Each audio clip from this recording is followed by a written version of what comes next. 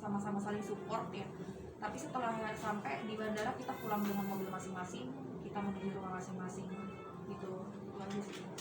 Kan kamu sempat menyebutkan waktu pas di video itu kamu bilang semuanya kamu yang dari listrik dan segala macam. Emang dari suamimu sendiri bisa dibilang usahanya lagi mandek atau bagaimana sih sampai kamu semuanya mengurus gitu dari segi keuangan? Oke, terutama saya minta maaf juga ya kepada suami saya, sampai saat ini dia masih suami saya. Saya meminta maaf atas beredarnya hal-hal yang impulsif yang saya utarakan kepada publik. Cuman jadi gini, suami saya itu semenjak pernikahan itu memberikan saya nafkah. Cuman memang pada saat itu saya lagi mengalami kesulitan. Suami saya sedang mengalami kesulitan ekonomi yang dimana pada satu bulan terakhir itu dia tidak memberikan nafkah.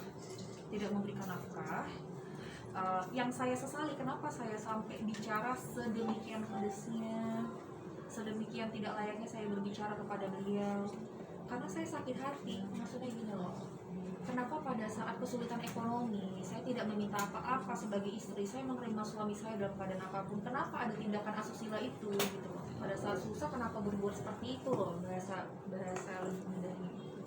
Jadi saya berpikir ya, maksudnya sudah tidak memberikan apa-apa pada saat itu, masa sih bertindak seperti itu lagi gitu. Itu tapi sebelumnya beliau bertanggung jawab, meskipun memang dalam keadaan beliau juga tidak bisa support karena memang ada kendala, tapi itu nggak menjadi masalah buat saya. Keuangan tuh nggak pernah menjadi masalah untuk saya. Yang penting keluarga saya butuh dia pada saat itu ya, pada saat sebelum terjadi.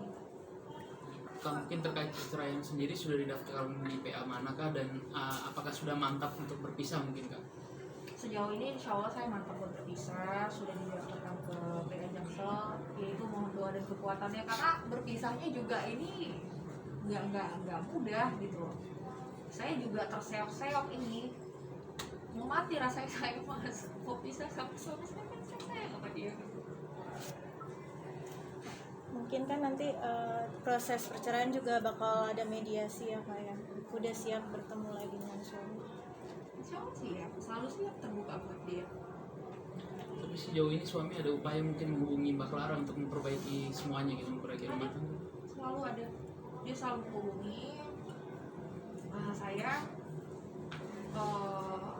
Pada saya nggak respon menghubungin Bang Sunan, makanya memang beberapa hari ini saya dan Bang Sunan dan istri Mbak Hedi juga jadi lebih sering bertemu ya, karena memang yang membicarakan tentang kasus ini, terus memang dia juga minta untuk selalu. Jadi kadang-kadang kita tuh nongkrong, bukan nongkrong saya happy ya.